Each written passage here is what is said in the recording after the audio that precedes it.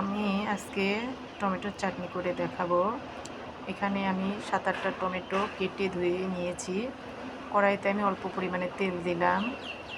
যেহেতু এখানে চাটনি সেহেতু আমি একটা পেঁয়াজ, রসুন আর একটা মরিচ দিলাম। আমি ঝাল কম করব, যে যেমন খাবেন সেরকম করবেন।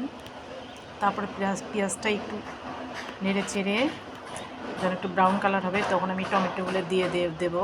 দিলাম একটু লবণ, একটু হলুদ আর একটু মরিচের গুঁড়া।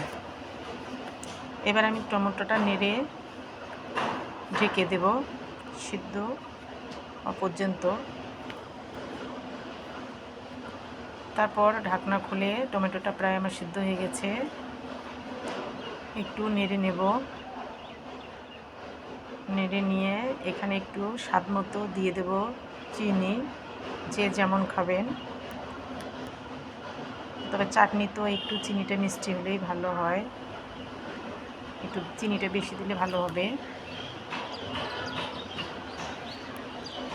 চিনিটা গলে যাওয়া পর্যন্ত আমি আবার ঢেকে রান্না করব। এই তো প্রায় আমার চাটনি হয়ে গেছে। একবার শুধু আপনার এই চাটনিটা বানিয়ে খেয়ে দেখবেন। এটা আপনি ভাত, পরোটা, রুটি যে কোনো দিয়েই খেতে পারবেন। অসম্ভব টেস্ট আর মজা এই চাটনিটা।